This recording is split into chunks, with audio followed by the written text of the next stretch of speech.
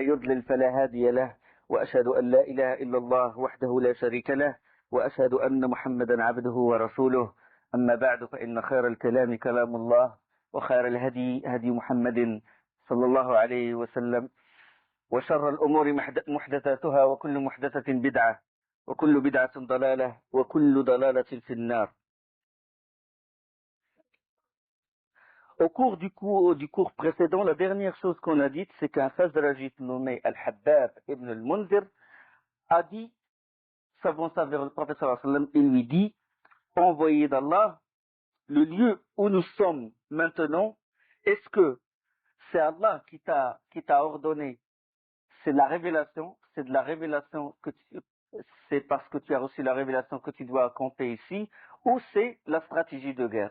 Et le prophète sallallahu alayhi wa sallam lui a dit, c'est la stratégie de guerre, c'est juste une opinion. Il a dit, il vaut mieux ne pas rester ici, il vaut mieux qu'on s'avance plus loin, comme ça on s'acquérira le plus grand puits et on fera un bassin à côté du puits et on enterrera tous les puits qui sont à Badr. Comme ça, eux, ils sont privés d'eau et nous, eux, ils n'auront aucune goutte alors que nous, on a l'eau à notre disposition. Le prophète sallallahu alayhi wa sallam, il sera lié aussitôt à son idée, et le plan de Hubbab, radiyallahu anhu, il fut exécuté dans les moindres détails.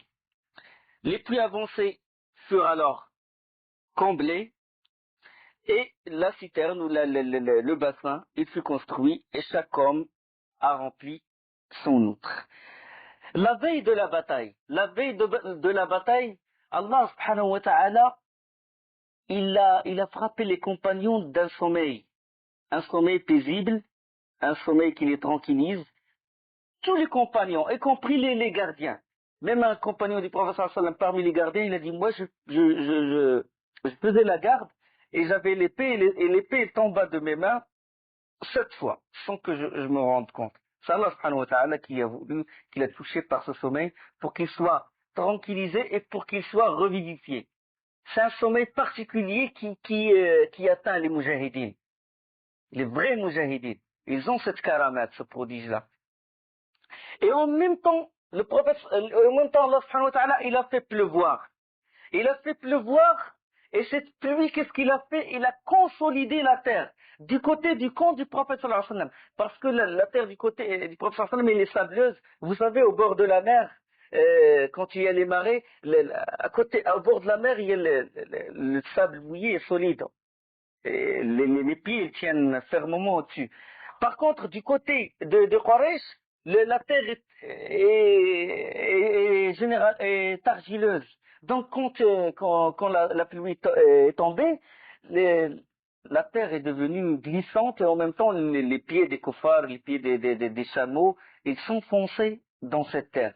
Donc, ils étaient gênés. Et ils arrivèrent à l'endroit de la bataille usés. Allah subhanahu wa ta'ala, il en parle dans le Coran, il dit et quand إذ يغشيكم النعاس أمنة منه وينزل عليكم من السماء ماء ليطهركم به ويذهب عنكم رجز الشيطان وليربط على قلوبكم ويثبت به الأقدام. Allah subhanahu wa ta'ala dit dans Surat Al-Anfal, et quand il vous enveloppa du sommeil comme d'une sécurité de sa part et du ciel il fit descendre de l'eau sur vous afin de vous en purifier, d'écarter de vous la souillure du Satan et de renforcer les cœurs et d'affermir vos pieds. Allah subhanahu wa ta'ala, il prépare cette bataille. Puis Sa'd ibn Mu'adh radiyallahu anhu, il alla voir le prophète sallallahu alayhi wa sallam. Quand la situation là, le combat va être presque imminent, il a dit au prophète sallallahu alayhi wa sallam, est-ce que tu nous permets de mettre un abri pour toi, une tente, un abri et des gens qui te protègent?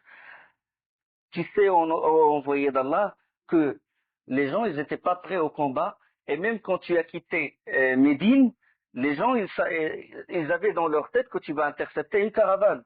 Donc, ils ne t'ont pas suivi. Donc, il vaut mieux qu'on fasse un abri pour toi. Si jamais on est battu par les koufars, toi tu peux retourner à Médine parce qu'il y a des gens qui t'aiment plus que nous, et qui peuvent te soutenir et qui peuvent, comme ça, l'islam il s'atténuera pas d'un seul coup.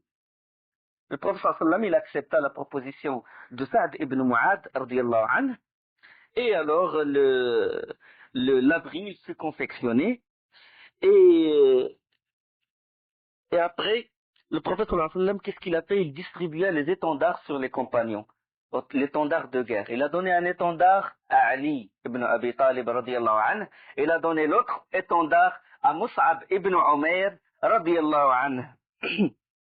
Alors là, les Quraysh, ils commencèrent à avancer le lendemain, le 17 du mois de Ramadan. Le 17 du mois de Ramadan, les kuffars commencèrent à s'avancer dans l'endroit de la bataille. Ils découvrirent qu'il n'y avait pas d'eau de leur côté et que les compagnons s'avancèrent aussi et les puits sont derrière eux. Alors le prophète sallallahu alayhi wa sallam, quand il a su que la situation là, le combat il est imminent, il commence à invoquer Allah subhanahu wa ta'ala et insister dans son invocation et c'est-à-dire il a fait des invocations qu'il n'a jamais faites auparavant et il a dit: oh Allah, accomplis pour moi ce que tu m'as promis, notre Allah, ton secours, il invoqua, il insista dans l'invocation d'Allah subhanahu wa ta'ala. Et puis le prophète sallallahu alayhi wa sallam, qu'est-ce qu'il a fait? Il fit ranger les compagnons en une seule ligne. Et là, il y avait un homme qui s'appelle Sawad. Quand le prophète sallallahu alayhi wa sallam était en train de ranger les compagnons, il y avait un homme qui s'appelle Sawad, il avait un gros ventre et en même temps il était pas bien en rang. Et puis le prophète sallallahu alayhi wa sallam avait une flèche et il les rangeait comme ça, puis il a touché cet homme, il l'a piqué dans son ventre, il a dit: reste en ligne, oh Sawad, reste en ligne. Et puis le Sawad, radiyallahu anhu, il a dit une phrase étonnante, il a dit: oh envoyé d'Allah, tu m'as fait mal alors qu'Allah t'a envoyé avec la vérité, tu m'as fait mal, il faut que tu me donnes justice. Il a dit: laisse-moi prendre ma revanche. Et les compagnons ils ont dit: comment c'est l'envoyé d'Allah, il est où on est, pourquoi tu dis ça? Non, il a dit: il faut que je prenne ma revanche. Et le prophète sallallahu alayhi wa sallam, il a dit: d'accord. Et le prophète sallallahu alayhi wa sallam, il se découvrit le ventre. Il se découvrit le ventre pour que la personne prenne sa revanche. Il lui a donné la flèche, puis la personne, il sauta sur le prophète sallallahu alayhi wa sallam et embrassa son ventre. Il embrassa son ventre, il a dit: qui t'a poussé à faire ça? Il a dit: oh envoyé d'Allah, je sais que maintenant il y a la bataille. Et je sais pas si je vais mourir ou là, il y a plus grande chance que je meure. Et j'ai voulu que la dernière chose que je touche, c'est encore. La dernière chose que je touche, c'est encore. Comment ils aiment le prophète sallallahu alayhi wa sallam, jusqu'à quel point il le respecte, jusqu'à quel point il l'aime. Bon. Et puis,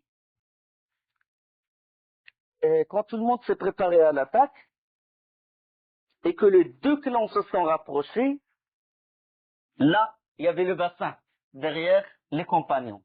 Là, il y avait un homme qui s'appelle Al-Aswad ibn Abd al-Asad al-Makhzoumi. Al-Aswad ibn Abd al-Asad al-Makhzoumi, il fait partie des mécréants. Lui, qu'est-ce qu'il a fait? Il a juré qu'il boirait de cette eau et qu'il l'enterrait, c'est-à-dire qu'il ne va pas faire demi-tour sauf s'il boit de cette eau, ou bien il ensevelit carrément ce bassin-là. Comme ça, il déjoue le plan des musulmans. Et il est sorti. Il est sorti brusquement de la troupe de Quraysh. Il est sorti, il fonça directement vers le bassin. Et là, Hamza, il sort aussi. Il est sorti pour l'intercepter. Et avant que cette personne n'arrive à atteindre ce bassin-là, Hamza lui coupa la jambe. La personne il tomba par terre et il commence à se traîner par terre pour boire de cette eau, pour tenir sa promesse, pour dégager son serment, parce qu'il y avait la fierté. Et puis, Hamza ne lui laissa même pas le temps de boire, il l'acheva. Et ce fut le premier à être tué dans cette bataille. Le premier à être tué dans cette bataille de Badr. Puis ce fut Utbah ibn Rabi'a, l'un des notables de Quraysh, qui sortit du rang de Quraysh et lança un défi. Il lança un défi au combat singulier. Aussitôt accompagné à sa droite et à sa gauche, accompagné à sa droite par son fils Al-Walid ibn Utba, et d'un côté Al-Walid ibn Utba et de l'autre côté Shayba, son frère, Shayba ibn Rabi'a. Et il lança le défi. Il a dit, qui veut nous combattre? Parce que d'habitude les Arabes dans les combats c'était comme ça. Ils se lancent des défis avant qu'il y ait la confrontation entre les deux troupes. Il y a des hommes qui sortent, les vrais cavaliers, les courageux, pour inciter les autres à combattre et pour alimenter le feu de la guerre. Et alors là, ils ont lancé le défi. Et alors, immédiatement, les deux fils de Afra, deux compagnons du prophète sallallahu alayhi wa sallam, Aouf ibn Afra et Muaz ibn Afra et Abdullah ibn Rawaha. Aouf ibn Afra, Muaz ibn Afra, 15 ans, 16 ans, deux jeunes. Ils sont sortis directement pour les combattre. Et alors là, quand ils les ont regardés, les notables de Quraysh, les trois, ils ont dit, qui êtes-vous? Muaz ibn Afra, Aoud ibn Afra, Abdullah ibn Rawaha. Oui, d'accord. Vous êtes des fils de notables et tout. Mais nous, on veut des gens de notre tribu. On veut des gens qui appartiennent au Quraysh. Et puis le héros de la troupe, il a crié, oh Mohammed, envoie-nous nos semblables dans notre tribu. Le prophète sallallahu alayhi wa sallam dit, d'accord. Ubayda ibn al-Harith, lève-toi. Hamza, lève-toi. Ali, lève-toi. Et ils sont sortis. Ali, face à face avec Al-Walid ibn Utba. Ubayda ibn al-Harith, face à face avec Utba ibn Rabi'a et Hamza radiallahu anhu, face à face avec Shayba ibn Utba. Shayba ibn Rabi'a, le frère de Utba. Ils ont dit, bon, là on est d'accord. Qui êtes-vous? Il a dit Ali, etc. Il a dit, certes, vous êtes nos semblables. Ils l'ont reconnu ceci. Puis là, face à face, le combat, il fut déclenché. Hamza, il n'a pas fait attendre son adversaire. Du coup, il l'a achevé. Ali, la même chose. Les deux, d'un seul coup, vite fait, gisant par terre. Mais Utba et Ubayda ibn al-Harith, radiallahu anhu, ils échangèrent des coups et Utba fut touché et il a en même temps touché Ubayda ibn al-Harith et ils tombèrent tous les deux par terre. Ils tombèrent tous les deux, puisque c'était un combat triple. Les Hamza radiallahu anhu et Ali, ils chargèrent directement Utba et l'achevèrent. Et ils ont pris Ubayda. Ubayda, il fut blessé mortellement et à son retour à Médine, il est mort radiallahu anhu. Trois des notables de Quraysh, trois des grands notables d'un seul coup. Les grands têtes de la mécréance, les grands têtes de la Mecque, d'un seul coup achevés. Et là, les Quraysh se préparèrent pour attaquer. Le prophète sallallahu alayhi wa sallam, quand il a su qu'ils vont attaquer, il a donné un ordre, mais c'est un ordre inhabituel. D'habitude, dans le combat, les Arabes, quand ils font les combats, c'est ce qu'on appelle kar ou afar, c'est-à-dire ils attaquent et ils fuient, et ils reviennent pour revenir en force. C'était ça leur combat. Mais le prophète sallallahu alayhi wa sallam, il a fait un ordre, il ne s'attendait pas à la stratégie qu'il a fait. Puisque lui déjà, il n'était pas prêt à combattre, lui il était venu pour intercepter la caravane, et ils n'étaient pas vraiment armés. Qu'est-ce qu'il a dit? Il a dit aux compagnons, radiallahu anhum, agenouillez-vous, mettez-vous par terre. Et mettez les armures devant vous. Ils n'avaient pas suffisamment d'armure, donc deux personnes se cachaient derrière une seule armure. Ils ne peuvent pas confronter directement comme ça, parce qu'ils étaient la majorité, ils n'étaient pas armés. Et ils se cachaient deux, trois personnes derrière une armure. Et il a dit, ils vont lancer leurs flèches, vous allez vous défendre, mais quand ils s'approchent de vous, là vous pouvez les attaquer. Quand ils s'approchent davantage de vous, là vous pouvez les attaquer. De loin, c'est dur. Et ce qu'ils ont fait, ils ont appliqué cette stratégie du prophète sallallahu alayhi wa sallam Et quand ils se rapprochèrent, quand ils commencèrent à lancer les flèches, ils touchèrent. Quand Abu Jahl il a demandé qu'il lance les flèches, qu'ils touchèrent un affranchi de Omar ibn al-Khattab, radiallahu anhu, un affranchi, un esclave du prophète, de Omar qui fut libéré par la suite. Il a été tué. Également a été tué un autre compagnon du prophète sallallahu alayhi wa sallam, c'est Haritha ibn Suraqa, radiallahu anhu. Il fut touché au-dessus de la poitrine alors qu'il s'apprêtait à boire du bassin. Après la bataille, la mère de Haritha est venue voir le prophète sallallahu alayhi wa sallam. Il était un peu gêné. Pourquoi? Parce que son fils n'a pas participé. Déjà au début de la bataille, il fut touché par cette flèche. Et il a dit au prophète sallallahu alayhi wa sallam, il a dit, envoyé d'Allah, informe-moi sur Haritha. S'il est au paradis, je patienterai. Mais sinon, il n'a pas voulu dire en enfer, sinon, Allah verra ce que je ferai de pleurs et de lamentations.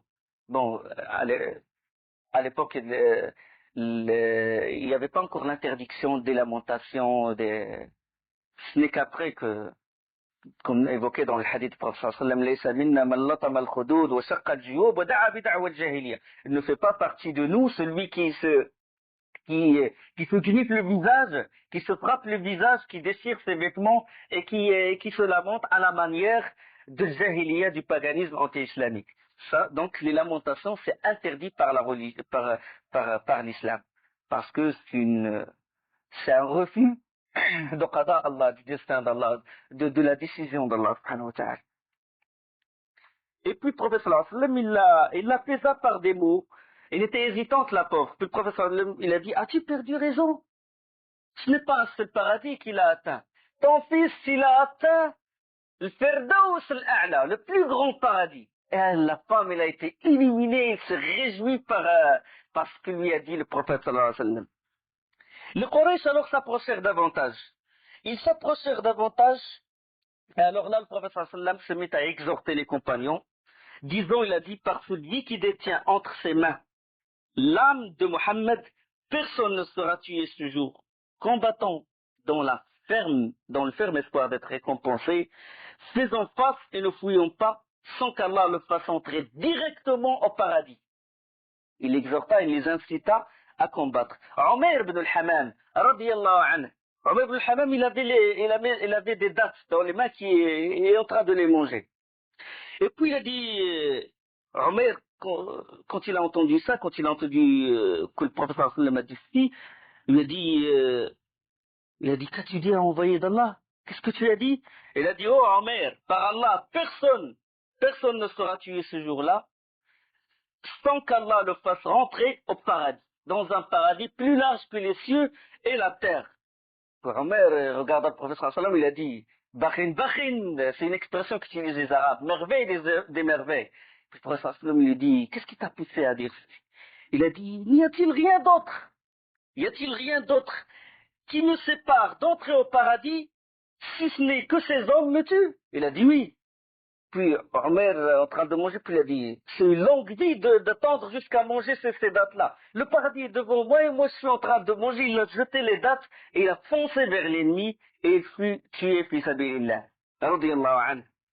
Comment le prophète sallallahu alayhi wa sallam, il incita, il poussa les compagnons à combattre fi sabilillah. Ya ayyuha al-nabiy, hasbuka Allah wa man ittaba'aka min al-mu'minin. Ya ayyuha al-nabiy, harrid al-mu'minina 'ala al-qital. إن يكن منكم 20 صابرون يغلبوا 200 وإن يكن منكم 100 يغلبوا 1000 من الذين كفروا بأنهم قوم لا يفقهون.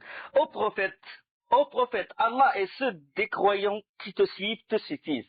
Allah il dit subhanahu wa ta'ala dans Surat Al-Anfal.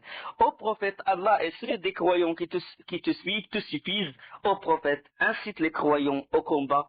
S'il se trouve parmi vous 20 combattants, ils vaincront 200. Et s'ils s'en trouvent 100, ils vaincront 1000 mécréants, car ce sont vraiment des gens qui ne comprennent pas. Le prophète sallallahu alayhi wa sallam, il a regagné l'abri. Il a regagné l'abri, en compagnie d'Abu Bakr. Abu Bakr ne lâcha pas le prophète sallallahu alayhi wa sallam d'une semaine. Toujours autour du prophète sallallahu alayhi wa sallam. Il le protégeait. Toujours. C'est lui seul qui rentra à l'abri avec lui. Et puis le prophète sallallahu alayhi wa sallam, il rentre à l'abri, commence à insister dans le dua quand le combat il a fait rage. Il commence à invoquer, à insister jusqu'à ce que son manteau il tomba. Et puis Abu Bakr il rajustait le manteau sur les épaules du prophète sallallahu alayhi wa sallam. Et il lui dit, il fut ému par l'invocation du prophète sallallahu alayhi wa sallam. Il lui dit, Allah ne t'abandonnera jamais. Allah va te donner ce qu'il t'a promis. Et le prophète sallallahu alayhi wa sallam, il insista. Puis le prophète sallallahu alayhi wa sallam, il fut touché par un sommeil léger. Un sommeil léger, puis il se leva. Il se réveilla réjoui. Puis il a dit à Abu Bakr, Abu Bakr, la bonne nouvelle. Allah, il a envoyé Jibril dans ce combat-là. Il a envoyé Jibril avec 1000 anges. Avec 1000 anges. Pourquoi? Parce que les compagnons étaient sincères. Il n'y avait pas un hypocrite dans la bataille de Badr. Contrairement aux autres batailles. Ils étaient tous, les Badrites, c'était les meilleurs des compagnons. Allah subhanahu wa ta'ala, quand il a vu que c'était les meilleurs, ils sont dévoués à Allah subhanahu wa ta'ala, ils sont sincères dans le combat, Allah il a fait descendre al-malaika pour les soutenir, pour soutenir le prophète sallam et les compagnons. إذ تستغيثون ربكم فاستجاب لكم أني ممدكم بألف من الملائكة مردفين. Et rappelez-vous le moment où vous imploriez le secours de votre Seigneur et qu'il vous exauça aussitôt.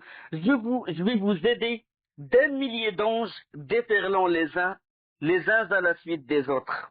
وما جعله الله إلا بشرى لكم ولتطمئن قلوبكم به وما النصر إلا من عند الله Inna Allah azizun hakim. Allah ne fit cela que pour vous apporter une bonne nouvelle et pour qu'avec cela vos cœurs se tranquillisent. Il n'y a de victoire que de la part d'Allah. Allah est puissant et sage. La victoire, elle vient d'Allah subhanahu wa ta'ala. Quand les compagnons, quand les gens, ils ont les conditions qu'Allah a voulu d'eux, c'est-à-dire se dévouer à lui, appliquer sa loi comme il faut, Allah, il leur donne la victoire. Mais quand ils se détournent de sa voie, Allah il ne leur donne pas la victoire. Allah il fait que les injustes, les mécréants les dirigent. In tansurullaha yansurkum. Condition. In tansuru. Si vous soutenez Allah, Allah il vous soutiendra. Ça veut dire quoi? Ça veut dire quoi? Mafhoum al-aya comme on dit. Qu'est-ce qu'on peut comprendre? Si vous soutenez pas Allah, il ne vous soutiendra pas. C'est ce qu'on peut déduire. Voilà. Sans déduire de savoir, il ne nous soutiendra pas. Alors, le professeur sallam, il a pris une poignée de sable et il a crié, il a dit, Shahatil wujur, que ces visages soient défigurés. Et puis il a jeté la poignée de sable vers les kuffars. L'un des mécréants qui s'est converti par la suite, il raconta cette histoire, il a dit que quand le professeur sallam, il a envoyé cette poignée de sable, tout le monde commença à frotter ses yeux. Tout le monde fut touché, tous les mécréants furent touchés par ce sable-là. وَمَا رَمَيْتَ إِذْ رَمَيْتَ وَلَكِنَّ اللَّهَ رَمَى وَلِيُبْلِيَ الْمُؤْمِنِينَ مِنْهُ بَلَاءً حَسَنًا إِنَّ اللَّهَ سَمِيعٌ عَلِيمٌ. Ce n'est pas toi qui lançais, ce n'est pas toi qui lançais, mais c'est Allah qui lançait. Et pour éprouver les croyants d'une belle épreuve de sa part, Allah est audient, est omniscient. Allah wa inna Allah sami'un alim. C'est Allah qui a lancé. Alors la présence des anges, elle fut ressentie par les compagnons. L'un des compagnons a dit, pendant que je poursuivais un mushrik, un associateur, pendant que je le suivais pour le tuer, il a dit sa tête, elle tomba de son corps avant que je le touche. Ça veut dire quoi? Ça veut dire que les anges, mais les compagnons, ils étaient engagés dans le combat. C'était pas, ils s'appuyaient sur les anges ou quoi que ce soit. Ils étaient sincères, c'est-à-dire que la personne, il poursuivait l'associateur et Allah l'a raffermi, il l'a soutenu après ça. D'accord? إذ يوحي ربك إلى الملائكة أني معكم فتثبتوا الذين آمنوا سألقي في قلوب الذين كفروا الرعب فاضربوا فوق الأعناق واضربوا منهم كل بنان ذلك بأنهم شاقوا الله ورسوله وَمَنْ يُشَاقِقِ اللَّهَ وَرَسُولَهُ فَإِنَّ اللَّهَ شَدِيدُ الْعِقَابِ. Et ton Seigneur révéla aux anges, je suis avec vous. Affermissez donc les croyants. Je vais jeter l'effroi dans les cœurs des mécréants. Je vais jeter l'effroi dans le cœur des mécréants. Frappez donc au-dessus des coups et frappez-les sur les bouts des doigts. C'est parce qu'ils ont désobéi à Allah et à son messager. Et quiconque désobéit à Allah et à son messager, Allah est certainement dur en punition. L'effroi. C'est ça l'arme d'Allah subhanahu wa ta'ala. Quand la personne il est touchée d'effroi, il perd le contrôle. Ça y est. Le prophète sallallahu alayhi wa sallam, c'est un privilège de cette communauté. Le prophète sallallahu alayhi wa sallam, c'est un privilège du prophète sallallahu alayhi wa sallam. Il a dit qu'Allah m'a donné la victoire sur les gens en les touchant par l'effroi alors que je les ai même pas encore atteints d'une distance d'un mois de trajet. S'ils sont loin de moi d'un mois de trajet, ils ont peur de moi. Avant de les atteindre, Allah il jette l'effroi. Comment il vient cet effroi? Il vient quand nous on a peur d'Allah. Quand nous on a la crainte d'Allah, Allah il nous soutient et il jette l'effroi dans le cœur du kafir. Et quand l'effroi il est dans le cœur du kafir, il perd le contrôle. Il perd le contrôle même s'il a la plus grande arme du monde. Il perd le contrôle, il est perturbé. Le prophète sallallahu alayhi wa sallam, il a donné des ordres. Il a dit, ne tuez pas Al-Bukhtari, Abu al-Bukhtari ibn Hisham. Pourquoi? Il a dit, ne tuez pas Abu al-Bukhtari ibn Hisham. Si vous vous rappelez les cours qu'on a fait précédemment, c'est Abu al-Bukhtari ibn Hisham qui a participé à l'annulation de la mise au banc. Quand les Quraysh, ils ont fait le blocus sur le prophète sallallahu alayhi wa sallam et sur les Bani Hashim et Bani al-Muttalib. Quand Abu Talib, il s'est retranché dans le vallon, et pour que les familles de Bani Hashim se soutiennent parce que ils ont interdit tout vente et tout commerce avec le prophète sallallahu alayhi wa sallam et les compagnons et ceux qui les soutiennent. Abu al-Bukhtari, c'est lui qui a contribué à ce que ce pacte-là qu'ont décidé les Quraysh soit banni, soit annulé. Donc le prophète sallallahu alayhi wa sallam, il a reconnu ça à Abu al-Bukhtari ibn Hisham. Et il a dit, ne le tuez pas. Ne tuez pas également l'Abbas. L'Abbas, il fut contraint de venir. Et c'est pas de son propre gré qu'il est venu. Ne le tuez pas. Et puis là, Abu Hudayfa ibn Utba radiyallahu anhu, son père, il fut tué devant ses yeux. Son père mécréant. Il a dit, comment? Il a dit une parole assez sévère. Il a dit, comment? On tue nos propres enfants, on tue nos parents. Et l'Abbas, on le tue pas. Par Allah, si je le rencontre, je vais le frapper. Et puis, Rasul sallallahu alayhi wa sallam, il fut informé de ce qu'a dit Abu Hudayfa, puis il a dit Abu Hafs, il a appelé Omar. Omar, c'est le père de Hafsa. Il a dit Abu Hafs, le père du prophète, le père de ton prophète, l'oncle de ton prophète. On ose frapper le visage de l'oncle de ton prophète. Et Omar se leva, il a pris son épée, il a dit, laisse-moi lui couper la tête. Laisse-moi couper la tête à Hudayfa parce que c'est un hypocrite. Et puis Hudayfa, il s'est excusé par la suite. Il s'est excusé au prophète sallallahu alayhi wa sallam. Et il a dit, je ne sais pas comment cette parole, il a glissé, il a échappé, et s'est échappé de ma langue. Et puis après, tellement il a eu peur de cette parole, du châtiment qu'il va recevoir à cause de cette parole, bien qu'il est sorti comme ça, il a dit que peut-être la seule chose qui peut absoudre ce que j'ai dit, c'est mourir martyr, fi sabilillah, shahid. Et Allah subhanahu wa ta'ala exauça son vœu des années plus tard, après la mort du prophète sallallahu alayhi wa sallam, dans la bataille de l'Yamama. Dans la bataille de l'Yamama, quand Abu Bakr il a combattu Musaylima al-Kadhdab, Musaylima qui s'est prétendu être prophète et qu'il a traîné tout un groupe d'Arabes avec lui. Et Abu Bakr a envoyé des expéditions pour le combattre. Abu Hudayfa faisait partie et il fut tué, shahid fi sabilillah, incha'Allah. Radiyallahu anhu.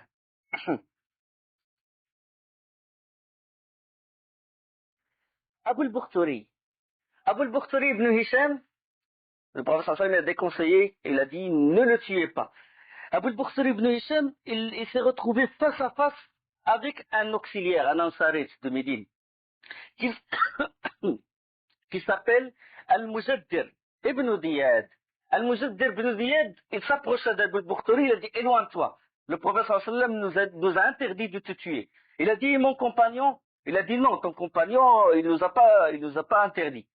Il a dit non, je ne le laisserai pas, c'est mon compagnon. Par Allah, si les femmes de la Mecque ont entendu dire, ont entendu qu'Abu Bakhtari, il a laissé tomber son compagnon, ça va être la honte.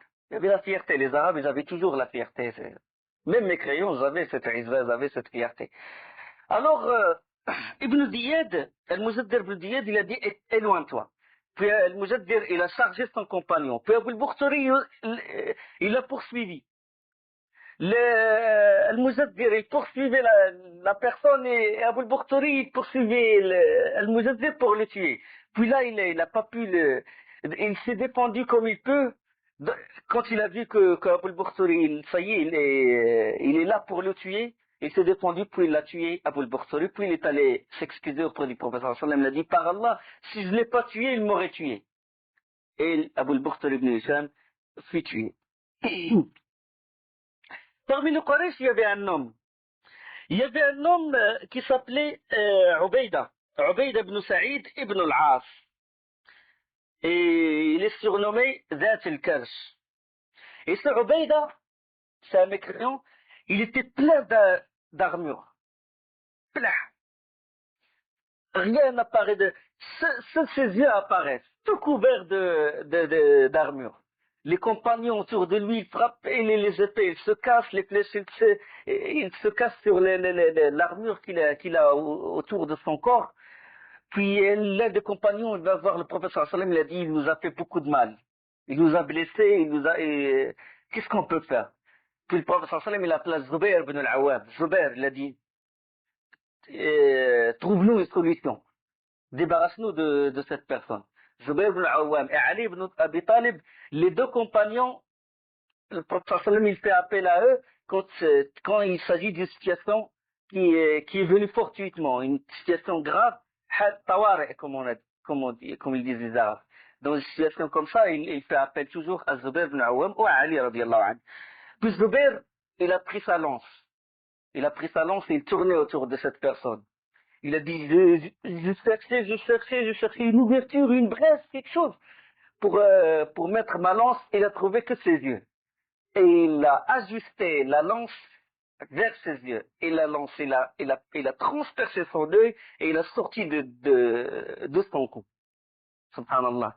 Avec quelle justesse, avec quelle il a lancé, radiyallahu anhu. Puis, durant cette bataille aussi, durant ce combat, Qatada, radiyallahu anhu, il a reçu un coup au visage. Il reçut un coup au visage et son œil, il est sorti de son orbite. Qatada, radiyallahu anhu. L'œil, il arriva jusqu'à son joue. Il pendait comme ça. Il courait, les compagnons l'ont dit, laisse-nous l'enlever. Il a dit, non, jusqu'à ce que je consulte le prophète sallallahu alayhi wa sallam. Il alla le voir, le prophète sallallahu alayhi wa sallam a mis sa main comme ça. Il a dit, approche-toi, Qatada. Il a mis sa main comme ça, il l'a rendu à l'orbite. Et il a essuyé. Il dit, Qatada, Wallahi, je me rappelle même pas quel œil a été touché. Car un miracle du prophète sallallahu alayhi wa sallam. Ça veut dire que le miracle, c'était pas seulement le Coran. Allah subhanahu wa ta'ala a soutenu le prophète sallallahu alayhi wa sallam par beaucoup de miracles, y compris la lune qui s'est fondue, l'eau qui est sortie des doigts du prophète sallallahu alayhi wa sallam et beaucoup d'autres. Les deux Ansar, Mu'ad et Aouf, Ibn Afra, 15 ans, 16 ans. C'était les premiers qui sont sortis pour confronter Utba et Walid. Il était à côté d'Abdurrahman ibn Aouf, radiyallahu anhu. Abdurrahman ibn Aouf, il a vu à sa droite un jeune, 15 ans, à sa gauche, un autre jeune, 16 ans. Il a dit, je ne me suis pas senti en sécurité. Il a dit, parce que bon, c'était des jeunes inexpérimentés, ils ne connaissaient pas les tactiques de la bataille, etc., du combat.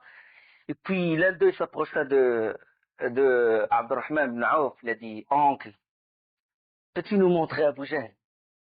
Il a dit, pourquoi? Il a dit, on m'a dit qu'il insultait beaucoup le prophète sallallahu alayhi wa sallam et c'est-à-dire il était virulent envers le prophète sallallahu alayhi wa sallam. Et puis l'autre il s'approcha, il murmura sans que l'autre soit au courant. Il a dit, oncle, tu peux me montrer Abu Jahl? La même chose. Il a dit là, je me suis senti en sécurité. Puis, dans le combat, il a vu Abdurrahman ibn Auf, il décrivait la personne, il dit comme un petit arbre dans une forêt. Entouré, Abu Jahl, entouré de ses gardes du corps. Entouré. Et puis il leur a dit, vous voyez tel homme, le vieil homme qui entoure. Il a dit, j'ai même pas terminé la phrase qu'ils foncèrent directement vers Abu Jahl. Subhanallah, ils foncèrent directement, ils attaquaient à droite, à gauche pour se frayer un chemin vers Abu Jahl.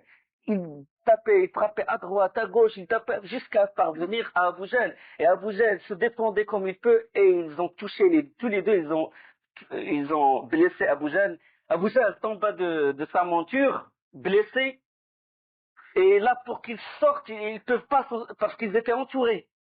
Ils étaient entourés par les mécréants. Quand ils ont blessé Abu Jahl, ils peuvent pas sortir, ils étaient coincés.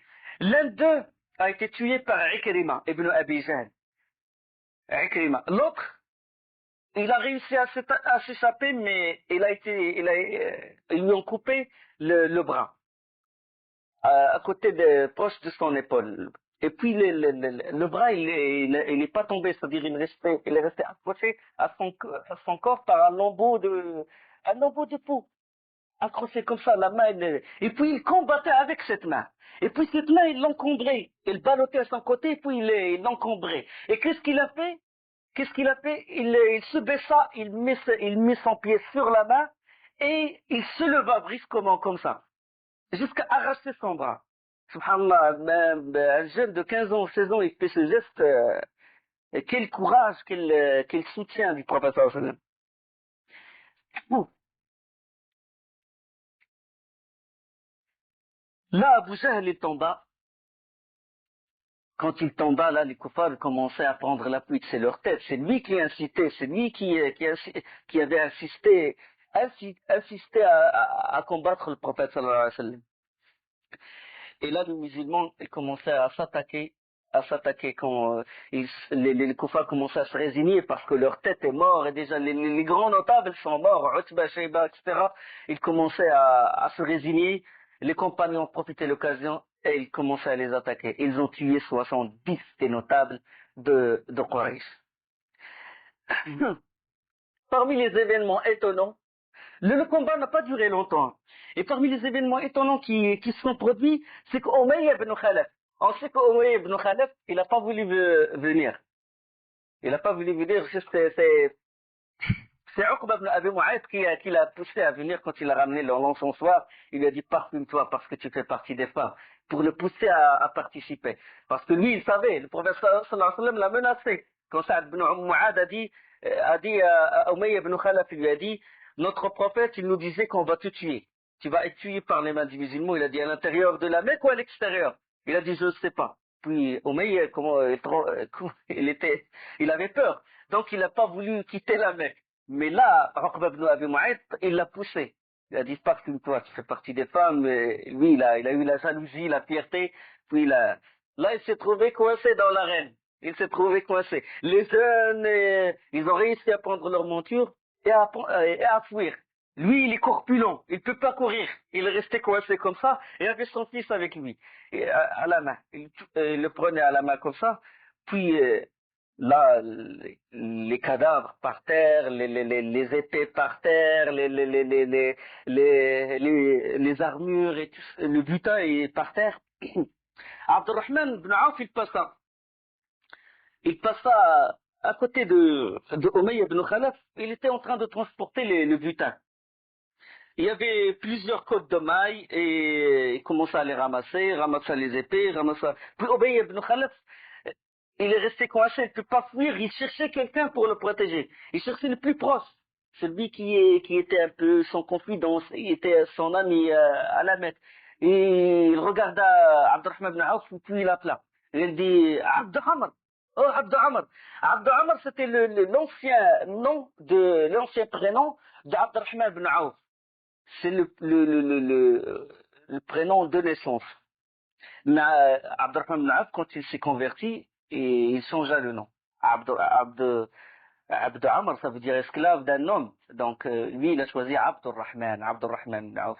Et quand quand Umayy ibn Khalaf, quand Umayy ibn Khalaf, il l'appelait, wa alaykoum salam wa rahmatullah. Quand il l'appelait, il disait Abd Amr. Abd Amr, et lui, il n'accepta pas. Il a pas accepté le fait qu'il disait Abd Amr. Il lui dit, appelle-moi Abdurrahman. Il dit, Rahman, je le connais pas. Je connais pas Rahman. وإذا قيل لهم اسجدوا للرحمن قالوا وما الرحمن أتسجد لما تأمرنا. Parce qu'ils ne croyaient pas au nom de Rahman, ils croyaient en Allah, Ilah, mais au Rahman, ils ne croyaient pas. Il dit, Rahman, c'est un nom de Yamama qui enseignait au prophète sallallahu alayhi wa sallam, qui lui enseignait le Coran. On a parlé de ça. Il dit, Rahman, je ne le connais pas. Pourquoi tu refuses le nom que t'as donné ton père? Il lui dit, non, faut m'appeler Abdurrahman ou tu ne m'appelles pas. Il a dit, on se met d'accord sur un nom. Il a dit donc Abdel Ilah. Il a dit d'accord, Abdel Ilah. Ça, c'est à la Mecque. Mais là, il commence à appeler Abd Amr, puis après, il appela Abdel Ilah, puis Abdurrahman ibn Auf, il se tourna vers lui, et lui dit, qu'est-ce que tu veux? Il a dit, veux-tu quelque chose de plus précieux que les armures que tu es en train de ramasser? Il a dit oui, s'il y a quelque chose de plus précieux. Il a dit, moi, je suis ton prisonnier. Ma rançon va être plus chère que ça. Prends-moi, emmène-moi vers le prophète sallallahu alayhi wa sallam. Abdurrahman ibn Auf, il a dit d'accord. Il a pris d'une main Umayy ibn Khalaf, l'autre main, il a pris le fils de Umayy ibn Khalaf. Et il s'avançait vers le camp du prophète sallallahu alayhi wa sallam. Bilal était dans le coin. Et on sait que Umayy ibn Khalaf, c'est lui qui a fait subir à Bilal les plus grands supplices. Il le mettait dans le désert, il mettait sur sa poitrine un rocher. Il a fait subir à Bilal les plus grands supplices. Bilal, c'était l'esclave de Umayy ibn Khalaf. Umayy ibn Khalaf, quand Bilal l'a vu, il a dit, Umayy ibn Khalaf, la tête du coffre, ra's le coffre, Umayy ibn Khalaf, la najawtu in naja. Puissais-je mourir s'il survit? Abdurrahman ibn Auf, il lui dit, c'est mon esclave, Bilal, c'est mon esclave. Il a dit, non, non, non, non. Ou bien lui, ou bien moi. L'un de nous doit mourir. Abdurrahman ibn Auf, il insista. Il a dit, c'est mon prisonnier, c'est mon prisonnier. Puis Bilal, quand il a vu qu'Abdurrahman ibn Auf insistait, il appela les Ansar, les auxiliaires de Médine. Il a dit, vous voulez voir celui qui m'a torturé, qui m'a fait subir les plus grands supplices? Il a dit oui. Il est où? Il a dit, il est là-bas. Et il commence à courir derrière Abdurrahman ibn Auf et derrière Umayy ibn Khalaf. Abdurrahman ibn Auf, il traînait péniblement Umayy ibn Khalaf. Umayy ibn Khalaf, il court, puis on ne peut pas courir. Donc quand il a su qu'ils vont l'atteindre, il lâcha son fils. Il lâcha le fils de Umayy ibn Khalaf. Et ils ont tué le fils de Umayy ibn Khalaf et ils encerclèrent Abdurrahman ibn Auf et Umayy ibn Khalaf. Abdurrahman ibn Auf, il a dit, ça y est, il se réveille d'insister, qu'est-ce qu'il a dit? Il a demandé à Umayy ibn Khalaf, il a dit, mets-toi par terre, mets-toi par terre. Il a dit, d'accord, il s'est mis par terre. Il a dit, allonge-toi. Il s'est allongé, et puis il s'est mis sur lui, pour le protéger. Il s'est mis sur lui, les Ansar. Il tournait, et Bilal, il disait, il m'a fait ça. Et là, avec leur épée, il cherchait la brèche, il cherchait ce qu'il y a une ouverture. Et il tournait, puis il transperçait du bas comme ça, il transperçait Umayy ibn Khalaf, jusqu'à toucher le pied d'Abdurrahman ibn Auf. Et Umayy ibn Khalaf, la tête de la mécréance, il fut tué de cette façon. وسبحانك اللهم بحمدك أشهد أن لا إله إلا أنت أستغفرك وأتوب إليك. إن الحمد لله نحمده ونستعينه ونستغفره ونستهديه ونعوذ بالله من شرور أنفسنا ومن سيئات أعمالنا. من يهده الله فلا مضل له ومن يضلل فلا هادي له. وأشهد أن لا إله إلا الله وحده لا شريك له وأشهد أن محمدا عبده ورسوله. أما بعد فإن خير الكلام كلام الله وخير الهدي هدي محمد صلى الله عليه وسلم وشر الأمور محدثاتها وكل محدثة بدعة وكل بدعة ضلالة. Toute la bataille, il a duré quelques instants. Il n'a pas duré longtemps. Presque 2 heures. Il n'a pas duré des jours, il n'a pas duré. Et là, il y avait un homme qui s'appelle Khabbab ibn al-Hasan, lui, lui, il est neutre. Il participait pas à la bataille. Il a monté dans un monticule et il regardait l'événement. Il regardait, un spectateur. Il regardait ce qui s'est passé. Il regardait. Au début, il a dit, avec leur petit nombre, ils vont pas battre les Quraysh. Et puis, en quelques instants, les autres ont pris la fuite, ils ont laissé leurs chameaux, ils ont laissé leurs épées, leurs armures. Il a dit, par Allah, qu'est-ce qui se passe? Je suis étonné. Il regarde. Ils ont fui, ils ont fui Mohammed. C'était pareil que des femmes, c'était pas des hommes, il a dit. Il s'est dit comme ça, dans sa tête, il s'est dit, c'est des femmes, c'est pas des hommes, hein, ceux-là.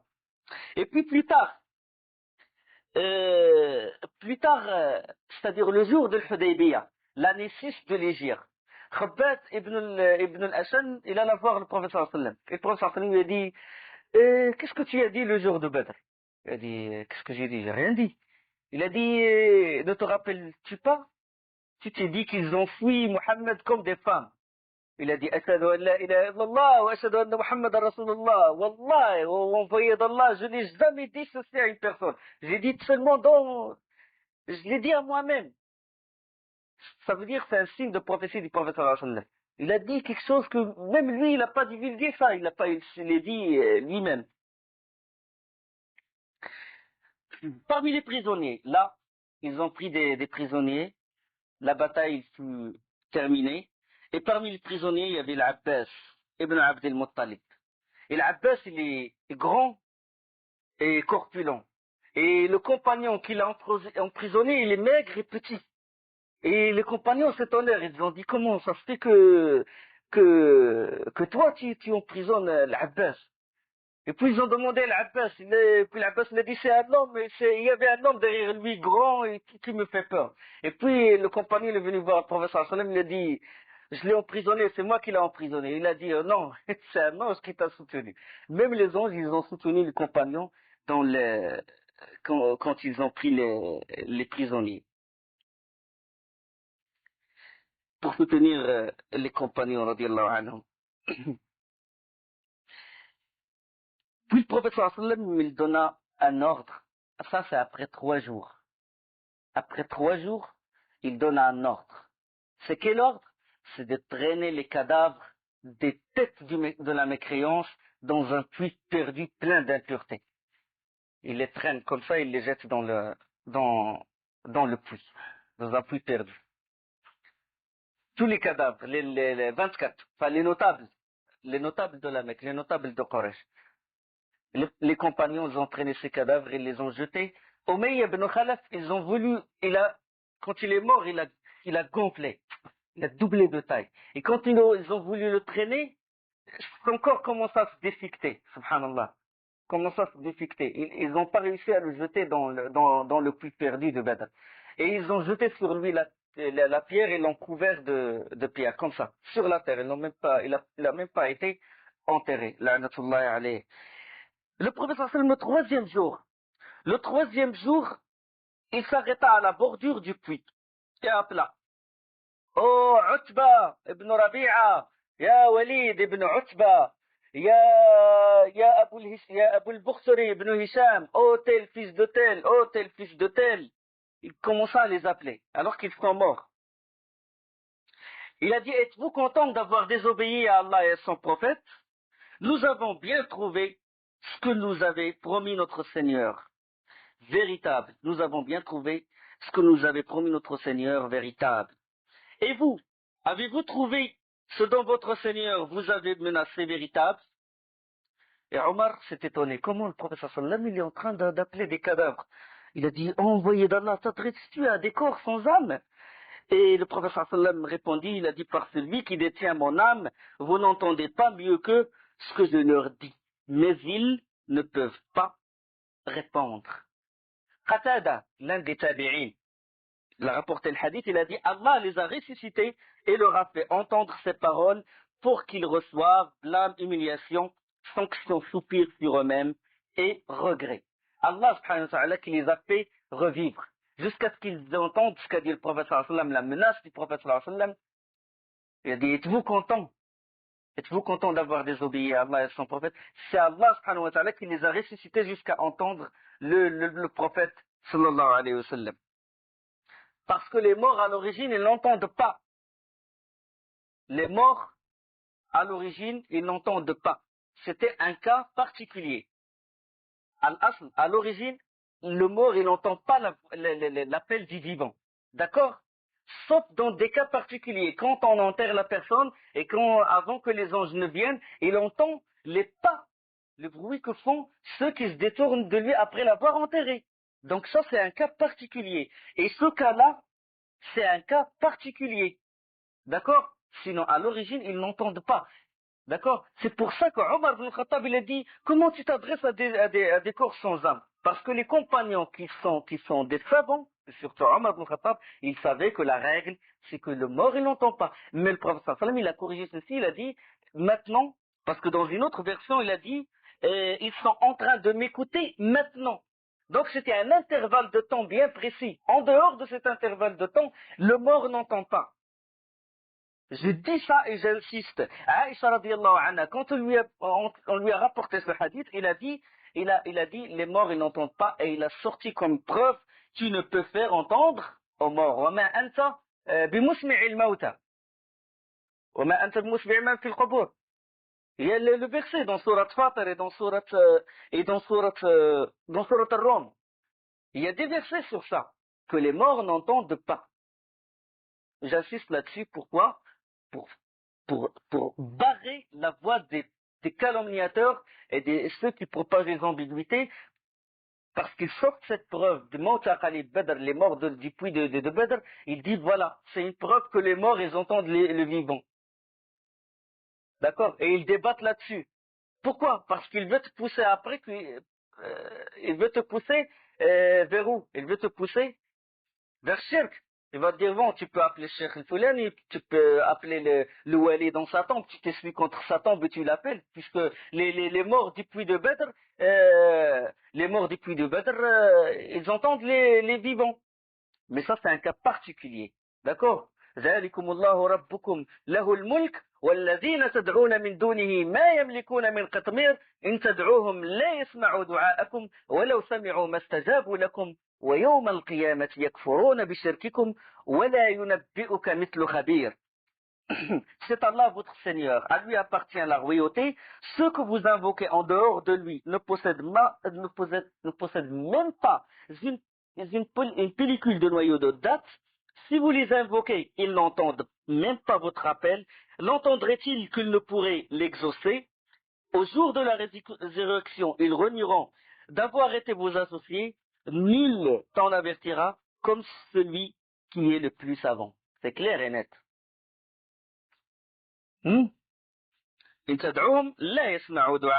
Si vous les invoquez, ils n'entendent pas votre appel. Et si même s'ils entendent, ils ne peuvent pas exaucer votre vœu ou votre appel. Et le jour de la résurrection, ils renieront votre shirk, votre association. D'accord? Il y a une autre ambiguïté. C'est qu'ils disent, par exemple, quand on rentre dans un cimetière et qu'on dit salam alaykum, normalement les hôtes de la tombe, ils écoutent. Parce que quand on dit salam alaykum, normalement il va y avoir quelqu'un qui nous répond. On ne peut pas dire salam alaykum à quelqu'un qui ne répond pas. Non, mais ça c'est une ambiguïté. Parce que le prophète sallallahu alayhi wa sallam, durant son vivant, pendant qu'il était vivant, quand il était l'imam et les compagnons derrière lui, quand il faisait tashahhud, il disait quoi? Assalamu alayka ayyuha nabi wa rahmatullahi wa barakatuh. Salut sur toi, ô envoyé d'Allah. Mais ça veut dire qu'il écoute, qu'il entend ce qu'ils disent. Il n'entend pas ce qu'ils disent. En dehors de la mosquée, dans une autre mosquée, ceux qui sont en Abyssinie, quand ils disent dans Tashahhud, Assalamu alayka ayyuha nabi, salut sur toi, ô envoyé d'Allah. Il entend? Il n'entend pas ce qu'ils disent. S'il n'entend pas ce qu'ils disent durant son vivant, il n'entend pas dans le-delà. D'accord? Quand on fait salat sur le prophète sallallahu alayhi wa sallam, c'est les anges qui lui transmettent. لا تتخذوا قبري عيدا ولا تتخذوا بيوتكم مقابر وصلوا علي فإن صلاتكم تبلغني حيثما كنتم. Ne prenez pas vos tombes comme lieu de, ne prenez pas ma tombe comme lieu de retraite et ne prenez pas vos maisons comme des tombes et faites salat, invoquez la prière d'Allah sur moi parce que votre invocation, elle m'est transmise. C'est pas elle me parvient directement, elle m'est transmise. Par qui? Par les anges. Malaika. D'accord? Parce qu'à moi, à mort, tu dis, il entend l'appel du vivant, le vivant qui est à côté de la tombe, il l'appelle, celui qui est loin, il l'appelle, donc en même temps, il peut discerner entre les, ça veut dire là, si ce mort-là, il atteint le degré où il entend les appels des vivants, ça veut dire que tu lui donnes l'attribut d'Allah. Parce que seul Allah, subhanahu wa ta'ala, qui entend en même temps la parole de tous ces créatures. D'accord? Tu l'as égalé avec Allah, subhanahu wa ta'ala, tu tombes dans l'association. Donc c'est une ambiguïté, c'est une ambiguïté qui est propagée par certaines al-bid'a.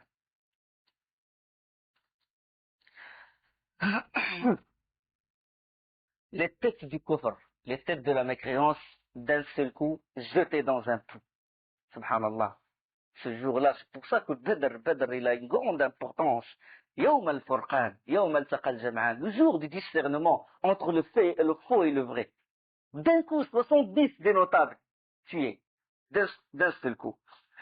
Là, le premier à arriver à la Mecque, pour donner la mauvaise nouvelle, fut Al-Haythouman ibn Abdillah al-Khuza'i.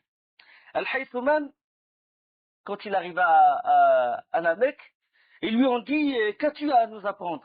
Et lui, du moment qu'il est rentré à la Mecque, il s'écria Qutila Abu al-Bakhtari ibn Hisham a été tué, Utba a été tué, Al-Walid a été tué, Abu al-Bakhtari ibn Hisham a été tué, Umayya ibn Khalaf a été tué. Puis il ne croyait pas ce qu'il disait. C'est pas possible, il a perdu la raison. Puis Safwan ibn Umayya, le fils de Umayya ibn Khalaf, il était assis dans le Hijr à côté de la Kaaba. Il a dit non, il a perdu la raison. Dites-lui qu'est-ce qu'il en est pour Safwan ibn Umayya, pour moi. Et il commence à lui poser la question. Telle personne, il a dit telle personne a été tuée. Et Safwan ibn Umayya? Safwan ibn Umayya, il est là-bas, il est assis à côté de la Kaaba. Il leur a répondu. Par contre, j'ai été témoin de la mort de son fils et la mort de son frère et la mort de son père.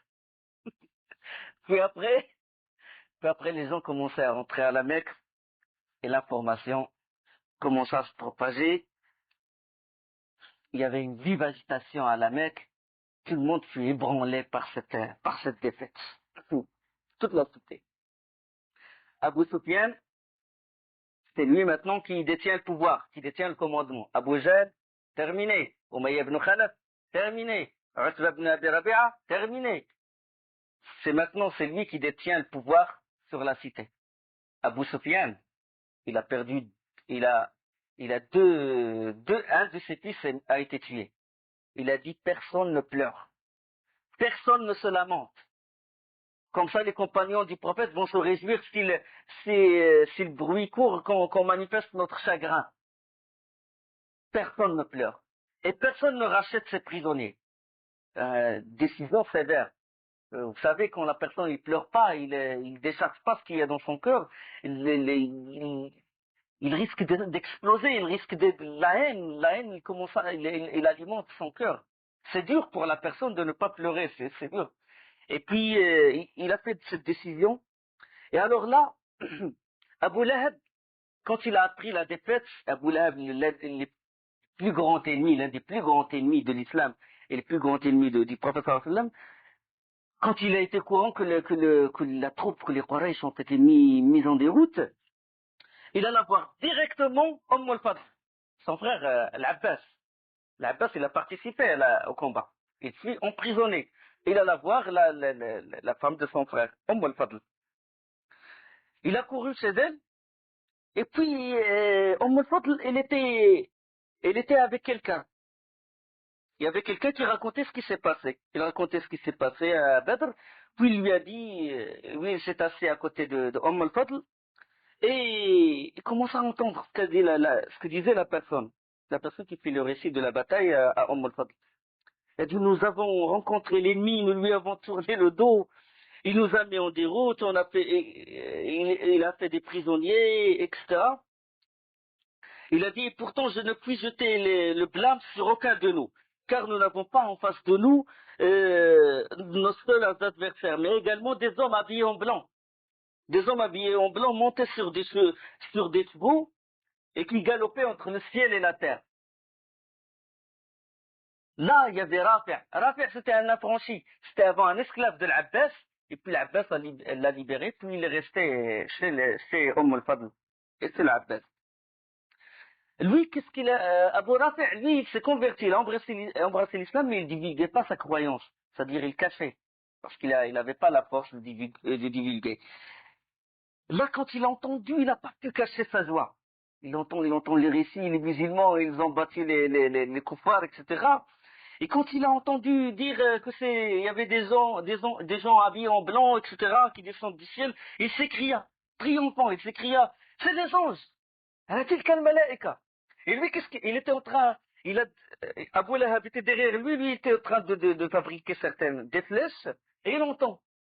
Et puis quand il a dit, c'est les anges, déjà Abu Lahab, avec les remords et tout, il a dit, Qabbahak Allah, il a pris l'esclave, il l'a mis par terre. Il a pris Abu Rafi', radiallahu anhu, il l'a mis par terre. Il le roue à deux coups et au Fadl essayait de le sortir. De sortir Abu Rafi', de le protéger, il n'a pas réussi. Abu Lahab est corpulent, il est gros, puis il s'est agenouillé sur Abu Rafi' et commence à le rouer de coups. Au Fadl, il a dit laisse-le, il n'a pas réussi à le défendre, et il a trouvé un pieu qui servait pour la tente, un pieu qui servait de pilier pour la tente. Et il a donné un coup à Abu Lahab. Il lui blessa, il lui a saigné un coup qui commença à saigner. Et Abu Lahab, terrassé par ce coup, il rentra directement chez lui. Al Fadl, quand il l'a frappé, il a dit, c'est parce que son maître n'est pas là, parce qu'il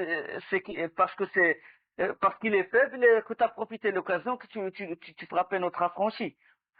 Abu Lahab rentra chez lui, terrassé par le coup, terrassé par les remords de la défaite, et pire encore, il a été touché par une maladie de peau. C'est des pustules purulentes sur sa peau.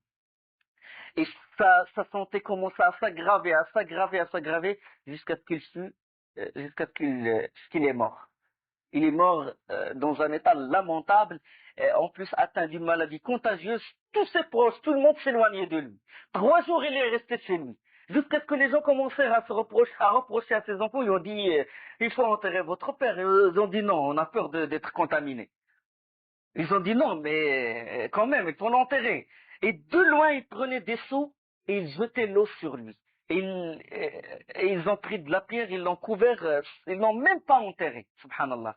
Ils jetaient la pierre de loin, comment il est mort humilié. تبت يد أبي لهب وتب ما أغنى عنه ماله وما كسب سيصلى نارا ذات لهب وامرأته حمالة الحطب في جيدها حبل من مسد. Il fut tué, je crois, 10 jours après Badr. 10 jours après Badr, il fut mort 10 jours après. Il décéda 10 jours après Badr. Là, quand les compagnons ont pris des captifs, des prisonniers, puis Omar ibn Khattab, il allait voir le prophète sallallahu alayhi wa sallam. Omar ibn Khattab, il dévisagea les prisonniers, et puis il a dit au prophète sallallahu alayhi wa sallam, envoyé d'Allah, c'est Suhail ibn Amr. Suhail ibn Amr, la tête de la mécréance, le grand orateur. C'est un grand orateur, à l'image des journalistes qui écrivent des livres et des articles pour attaquer l'islam. C'était la même chose. Mais c'était à son époque un orateur, il réunissait les gens, il insultait le prophète. Il insultait le prophète. Il a dit laisse-moi lui couper la tête. Il a dit non, laisse-le, Omar ibn Khattab. Il a dit dans ce cas, laisse-moi lui enlever ses dents. Au moins lui enlever ses dents, au moins qu'il perde son éloquence. Il a dit non, laisse-le Omar, laisse-le. Peut-être qu'il va changer et il va être dans une situation où il va se montrer comme un vrai homme et il va se montrer comme un vrai musulman. D'accord? Il lui a dit ceci. Il a dit peut-être qu'un jour il montrera une chose qui méritera la contemplation. Et, et c'était vrai parce qu'après, c'était déjà Suhail ibn Amr qui a participé au pacte de Hudaybiyah, la trêve, on va en parler dans l'année 6 de l'Hégire, si on est vivant, Inch'Allah. Et c'est lui qui a participé quand les Arabes ont apostasié leur religion à l'époque de Khalifa Abu Bakr radiallahu anhu. Après la mort du prophète sallam, il y avait des Arabes qui ont apostasié, Hurub al-Ridda. Et lui, c'est lui qui a raffermi la Mecque, la cité. Il y avait des Arabes de la Mecque qui ont voulu apostasier leur religion, et c'est lui qui s'est tenu devant eux comme un vrai homme. Il a dit non, retournez à Allah, retournez au prophète sallam, ne changez pas votre religion. Donc, ça s'est réalisé ce qu'a dit le prophète sallam à Omar radiallahu anhu. Le prophète sallam alors il envoya ses compagnons pour donner la bonne nouvelle à Médine. Il envoya qui? Il envoya Abdullah ibn Abi Rawaha, et il envoya également Zayd ibn Haritha, Hibbur Rasul sallallahu alayhi wa sallam, celui qui a vécu dans la maison du prophète sallallahu alayhi wa sallam, avec Khadija radiallahu anha. Et alors, ils rentrèrent, ils étaient sur la semelle, ils montaient la semelle du prophète sallallahu alayhi wa sallam. La semelle du prophète sallallahu alayhi wa sallam, et dès qu'ils rentrèrent à Médine, ils commencèrent à s'écrier. Ils commencèrent à s'écrier, Abu Jahl, fut tué, telle personne fut tuée. La façon qu'ils annonçaient, c'est bizarre. Parce que les Médinois, ils s'attendaient pas à ceci. Les Médinois, ils n'étaient pas au courant du combat. Les gens de Médine, tout ce qu'ils savaient, c'est que le prophète sallallahu alayhi wa sallam va intercepter la caravane de Abu Sufyan. Mais comment se fait-il qu'il y ait un combat et Abu Jahl? Qu'est-ce qui a ramené Abu Jahl? De la Mecque jusque... Et Abdullah ibn Rawaha et Zayd s'écrit Abu Jahl a été tué. Les enfants, quand ils ont entendu ceci, commencent à chanter. Abu Jahl, l'ignoble a été tué, Abu Jahl, dans les rues de Médine. Commençaient à s'écrier. Et puis, les mécréants, les hypocrites, parce que là maintenant, d'autres ennemis se dressent. Il y a les juifs, il y a les mécréants, les juifs, et les hypocrites commencent à se dresser contre le... Ils ont dit, ce n'est pas possible. Comment ça se fait? Comment tous ces notables soient tués Non, non, ce n'est pas vrai. Ce n'est pas vrai. C'est le prophète, c'est Mohammed qui a été tué, et la preuve, c'est qu'ils ont ramené sa chamelle. Et ils commencèrent à propager cette rumeur. Ils ont dit que peut-être Abdullah ibn Rawaha et Zayd, ils disaient ceci pour calmer l'atmosphère et pour qu'il n'y ait pas d'agitation, pour que la cité ne soit pas ébranlée. Donc ils ont menti. Ils commencèrent à propager ceci. L'un des hypocrites, il alla voir un des musulmans véridiques et il lui a raconté ceci. Il lui a dit, par Allah, si vraiment tu t'arrêtes pas de propager cette rumeur, je dirai tout. J'informerai le prophète sallallahu alayhi wa sallam. Entre-temps, le prophète sallallahu alayhi wa sallam, il donne l'ordre de ramasser le butin. Les compagnons qui sont restés autour du prophète sallallahu alayhi wa sallam, ils ont proclamé leur part. Ceux qui ont ramassé, les ramasseurs du butin, ils ont dit nous aussi. Ceux qui ont poursuivi et qui ont combattu les mécréants, et il y avait un certain différend entre eux. Puis le prophète sallallahu alayhi wa sallam, il leur a dit, non, ramenez-moi tout le butin. Et Allah subhanahu wa ta'ala, il fait descendre, يسألونك عن الأنفال قل الأنفال لله والرسول فاتقوا الله وأصلحوا ذات بينكم وأطيعوا الله ورسوله إن كنتم مؤمنين. Il t'interroge au sujet du butin. Dis le butin est à Allah et à son messager. Craignez Allah. Maintenez la concorde entre vous et obéissez à Allah et à son messager si vous êtes croyants. Le prophète sallam, il a rétabli la concorde, a rassemblé le butin, et puis après il fut révélé واعلموا أن ما غنمتم من شيء فأن لله خمسه وللرسول ولذي القربى واليتامى والمساكين وابن السبيل إن كنتم آمنتم بالله وما أنزلنا على عبدنا يوم الفرقان يوم التقى الجمعان. Et sachez que de tout butin que vous avez ramassé, le 5e appartient à Allah, aux messagers, à ses proches parents, aux orphelins, aux pauvres et aux voyageurs en détresse. Si vous croyez en Allah et en ce que nous avons fait descendre sur notre serviteur le jour du discernement, c'est-à-dire le jour de Badr, discernement entre le vrai et le faux, le jour où les deux groupes s'étaient rencontrés et Allah est omnipotent. Wallahu ala kulli shay'in qadir. Le prophète sallallahu alayhi wa sallam, il revint à Médine. Avant de revenir à Médine, de revenir à Médine, c'est-à-dire à mi-chemin entre Badr et Médine, il appela parmi les prisonniers Uqba ibn Abi Mu'ayt, l'un des têtes de mécréance, et il y avait aussi une autre personne, c'est celui qui propageait beaucoup à part Uqba Nadr ibn al-Harith. Nadr ibn al-Harith, on a parlé de son histoire. C'est Nadr ibn al-Harith que les Quraysh ont engagé pour raconter des contes d'anciens. Quand le prophète sallallahu alayhi wa sallam, il récitait les versets, lui il venait et puis il appelait les gens, les mêmes personnes, puis il leur dit voilà, je vais vous raconter les contes d'anciens, des Perses, des Romains et tout. Et puis après il dit par quoi Mohammed est meilleur orateur que moi. Lui il récite des contes d'anciens que les gens écrivent pour lui, moi aussi je fais pareil. C'est pour faire douter les gens. C'était un certain, il veut jeter l'ambiguïté, c'est une guerre médiatique, si vous voulez, à l'image des guerres des journaux à notre époque. Donc, c'était lui qui poussait les gens à s'éloigner du prophète sallallahu alayhi wa sallam, pour ne pas écouter, les empêcher d'écouter le prophète sallallahu alayhi wa sallam.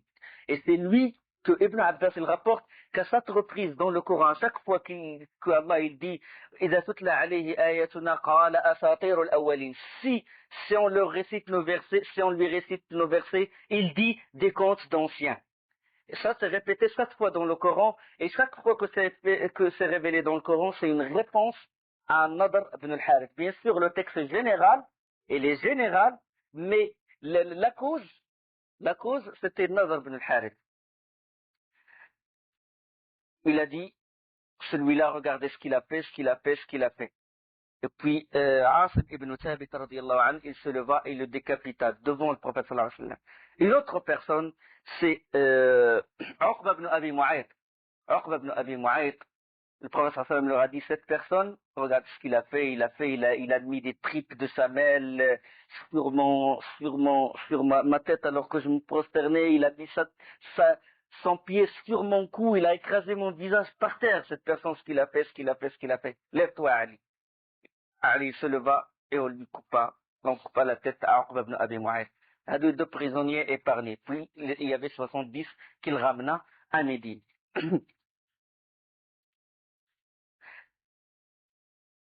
Là, il consulta les compagnons. Il a dit, qu'est-ce qu'on fait des prisonniers?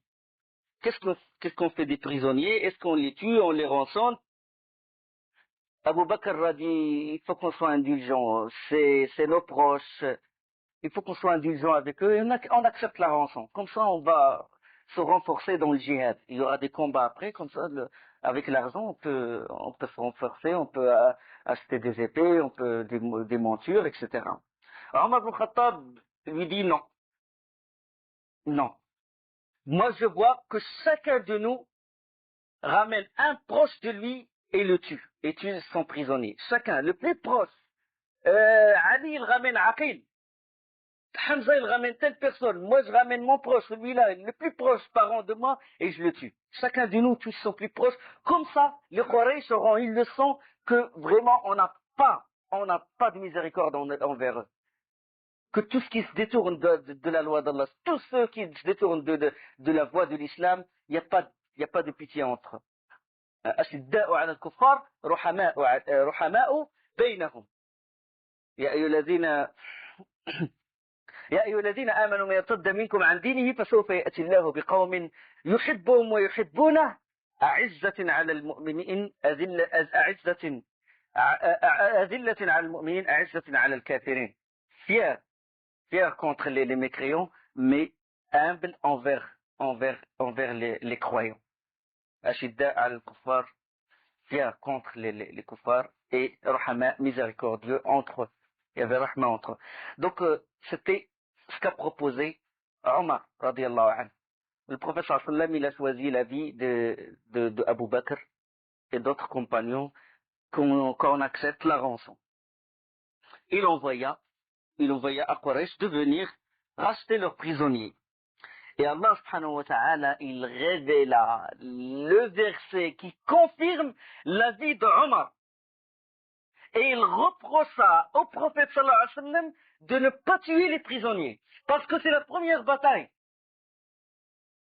Après, quand tu as la force, quand tu as l'armée efficace, là tu peux être clément, tu peux donner. Mais quand tu es dans les premiers pas pour bâtir l'État islamique, il faut être sans pitié. Comme ça, c'est une vraie leçon. Allah subhanahu wa ta'ala قال وما كان للنبي أن يكون له أسرى حتى يسخن في الأرض تريدون عرض الدنيا والله يريد الآخرة والله عزيز حكيم. Un prophète ne devrait pas faire de prisonniers avant d'avoir prévalu sur la terre. Vous voulez les biens d'ici-bas, le butin, la rançon, tandis qu'Allah veut l'au-delà et Allah est puissant et sage. Jusqu'à ce que quand Omar rentra, il a vu le prophète sallallahu alayhi wa sallam et Abu Bakr en train de pleurer et il a dit, oh envoyé d'Allah, pourquoi vous pleurez? Donnez-moi la raison, comme ça je pleure avec vous, et si je trouve pas de raison de pleurer, j'essaie de pleurer. Et on dit, Allah nous a reproché le fait d'accepter la rançon. Et Allah subhanahu wa ta'ala les a pardonnés, après les avoir reprochés. ما كان للنبي أن يكون له أسرى حتى يثخن في الأرض تريدون عرض الدنيا والله يريد الآخرة والله عزيز حكيم لولا كتاب من الله سبق لمسكم فيما أخذتم عذاب أليم. La reproche, c'était ça. N'eût été une prescription préalable d'Allah, un énorme châtiment vous aurait touché pour ce que vous avez pris de la rançon. Puis après, Allah subhanahu wa ta'ala les excusa, puis il dit, فَكُلُوا مِمَّا غَنِمْتُمْ حَلَالًا طَيِّبًا وَاتَّقُوا اللَّهَ إِنَّ اللَّهَ غَفُورٌ رَحِيمٌ. Mangez donc de ce qui vous est échu en butin, tant qu'il est licite et pur, et craignez Allah, et Allah est pardonneur et miséricordieux. En ramenant les captifs à Médine, le prophète sallallahu alayhi wa sallam les répartit entre ses compagnons. Chaque groupe de compagnons prend un prisonnier, s'occupe d'un compagnon. Et il leur donna alors l'ordre de les traiter convenablement. Il a dit, prenez soin d'eux. Et parmi les prisonniers, il y avait Abu al-Aziz ibn Umayr, un prisonnier de Badr, était sous la garde d'un Ansari qui s'appelle Abu al-Yusr. Abu al-Aziz ibn Umayr. Il était mécréant et il fut emprisonné. Et puis Mus'ab ibn Umayr, il passa à côté de lui, puis il appela Abu al-Yusr. Abu al-Aziz ibn Umayr ligotait comme ça, il regardait, et puis Mus'ab ibn Umayr, il a dit, sois exigeant de sa rançon, sa mère dispose de beaucoup de biens et est capable de le racheter chèrement. La mère de celui-là, il peut le racheter. Sois exigeant dans sa rançon. Et les risques sa mère. C'est qui Mus'ab ibn Umayr? C'est le frère de Abu al-Aziz, c'est son frère. C'est son frère, il a dit sois exigeant, c'est sa mère est riche. Il a dit, c'est comme ça, Abu al-Aziz, il a dit, c'est comme ça que tu dois te comporter avec ton frère. Il a dit, tais-toi, c'est celui-là mon frère, pas toi. Depuis que le professeur sallam a fait la fraternisation entre les Ansar et les Muhajirin, il n'y a plus, ça y est, cette relation de parenté ne compte plus pour lui, n'a aucune signification. Ikhsa, inna hada akhi dunak. Il a dit, celui-là, il est mon frère. Celui-là, il est mon frère en dehors de toi. Mais plus tard, je crois, dans des versions, Abu al-Aziz, il a embrassé l'islam. Comment ils obéissent au professeur sallam, comment et les Quraysh, beaucoup d'entre eux, ils n'ont pas pu résister parce que Abu Sufyan, il a dit pas de rançon. Ils commencèrent à se rendre à Médine afin de négocier avec les musulmans la libération d'un ou de plusieurs de leurs parents. Là, chacun, il ramène la rançon et Abu Sufyan, quant à lui, il a refusé. Abu Sufyan, il a refusé, il a dit non. Il a dit, moi, je ne paie pas. Il a dit, devrais-je souffrir la double perte de mon fils et de mon argent? Parce que deux de ses fils ont participé à Badr. L'un d'eux a été tué et l'autre a été emprisonné. Il a dit, non, je perds pas. Je perds mon fils et je perds mon argent. Non. qu'il le garde. C'est Abu Sufyan qui a... Mais Abu Sufyan, il a profité d'une occasion. Il a attendu qu'un musulman, un vieillard, il s'appelle Saad bin Nu'man, et ce Saad bin Nu'man, il s'est rendu plus tard à la Mecque pour faire le pèlerinage, ou l'Umrah, soit le petit pèlerinage, soit le grand pèlerinage. Et pendant qu'il était à côté de le Kaaba, Abu Sufyan se jeta sur lui et l'a pris comme prisonnier. Là, les Qurayshis, ils ont dit, lâche-le. Si les Arabes entendent dire que les Mécois emprisonnent les pèlerins, personne ne va venir. Il a dit non, je ne le lâche pas, sauf s'il me donne mon fils. Je veux qu'il me rende mon fils, s'il me rende mon fils, je le rends Sa'd ibn Nu'man. Et le prophète sallallahu alayhi wa sallam, il donna son consentement pour que les franges aient lieu. Avant, j'ai oublié de parler d'Abu Jahl, parce qu'Abu Jahl, déjà, Abu Jahl, quand il a été touché par les deux fils de Afra, il n'est pas mort. Il est resté, mais il est resté encore vivant. Et puis, le prophète sallallahu alayhi wa sallam, il a dit, cherchez si Abu Jahl est encore, est-ce qu'il a pris la fuite, est-ce qu'il a, cherchez-le. Ibn Mas'ud est allé le chercher. Il est allé le chercher, et il l'a trouvé. Il trouva Abu Jahl entre la vie et la mort. Il trouva Abu Jahl entre la vie et la mort et s'approcha de lui. Il s'approcha de lui, puis Abu Jahl a dit, à qui le tour? À qui le tour? À qui appartient ce tour? À qui appartient cette victoire maintenant? Il veut dire que si on est vaincu cette fois, la prochaine fois, c'est nous qui vaincrons. Et puis, Abdullah ibn Mas'ud, il a dit, le tour appartient à Allah et à son prophète. Même, regarde, dans l'état, entre la vie et la mort, il insiste, il proteste, il a dit là, d'ailleurs, il n'y a pas de mal.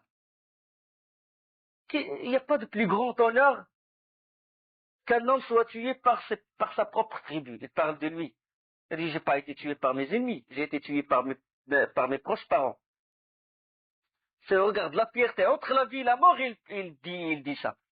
Et puis, Ibn Mas'ud s'approcha de lui, il metta son pied sur son cou. Il a dit, puis il a regardé, Abu Jahl le regarda, puis il a dit, c'est pas toi notre petit berger, notre berger? Il a dit oui. Il a dit, ah, t'as grimpé très haut, hein? Tu as grimpé très haut, petit berger de mouton. Comme ça, dans cet état, il dit ça. Parce que le fait qu'il a mis son pied, il a dit, tu as grimpé très haut et tu as atteint un rang assez périlleux. Tu as atteint un sommet périlleux, si vous voulez. Et Ibn Mas'ud le prena par la tête, lui coupa sa tête. Il ramena la tête au prophète sallallahu alayhi wa sallam. Il le jeta comme ça. Il le jeta devant le prophète sallallahu alayhi wa sallam. Il dit, qu'est-ce que c'est que ça que tu me ramènes? Il a dit, c'est Abu Jahl. Et le prophète sallallahu alayhi wa sallam, il a dit, Allahu alladhi la ilaha illa hu. قال والله الذي لا إله إلا هو Abu Jahl, c'est lui.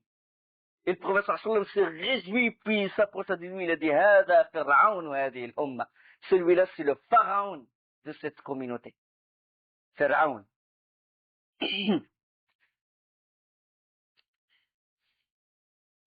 On a parlé des captifs, c'est ça? Que le prophète sallallahu alayhi wa sallam a donné son consentement pour que les choses soient faits. L'un des prisonniers qui était gardé à vue, si vous voulez, c'est Abu al-Asi. Abu al-Asi, c'est le mari de qui? Le mari de Zaynab, radiyallahu anha. Le mari de Zaynab. La fille du prophète, sallallahu alayhi wa sallam. Alors Zaynab, elle a voulu racheter son mari. L'islam n'a pas encore interdit le mariage entre l'associateur et une musulmane ou entre les musulmans et les mouchriquins à cette époque. Et qu'est-ce qu'elle a fait pour payer la rançon de son mari? Elle envoya une somme d'argent, mais elle était insuffisante, mais avec cette somme d'argent, il a mis un collier. Le prophète sallam, quand il a vu l'argent, il a vu le collier, il fut très touché parce que c'était le collier qu'a donné Khadija radiyallahu anha en présent à l'occasion du mariage de Zaynab avec Abu al-Asi. Et il a pleuré et il fut très touché. Puis il s'adressa aux compagnons. Il a dit, si vous jugiez bon de libérer son mari, captif et de lui restituer la rançon, il vous appartiendrait de le faire. Les compagnons ont dit bien sûr au envoyé d'Allah et ils restituèrent l'argent et libérèrent Abu al-Asi. Abu al-Asi, il s'est converti après, mais ce n'est que plus tard. Zaynab il a immigré il a réussi à immigrer de la Mecque à Médine et Abu al-Asi ne s'est converti qu'à l'année 8 de l'Hégire, plus tard. Et le professeur sallam n'annula pas l'acte de mariage, c'est-à-dire il a gardé l'acte de mariage qui était à l'époque où Abu al-Asi était mécréant. D'accord?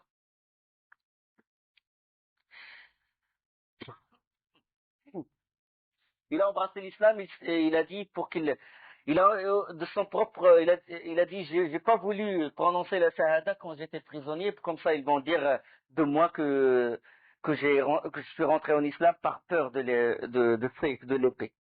Certains captifs, ils n'avaient personne pour les racheter, et le professeur sallam leur suggéra qu'ils pourraient se racheter s'ils enseignaient, s'ils enseignaient aux fils des Ansar l'écriture. Ben, l'importance de l'écriture, l'importance de l'ilm, l'importance de la science. D'accord? L'importance de la science.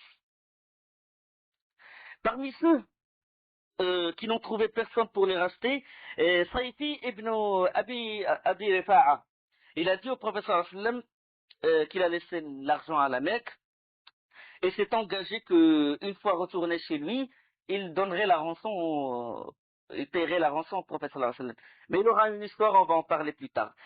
Également, Abu Azza, Amr ibn Abdillah, lui, il était pauvre, il était nécessiteux, il avait beaucoup de filles.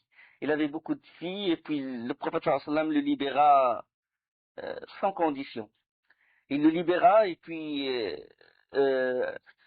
Abu Az, Amr ibn Abdillah, il s'est engagé, il a dit, je ne vais plus te combattre.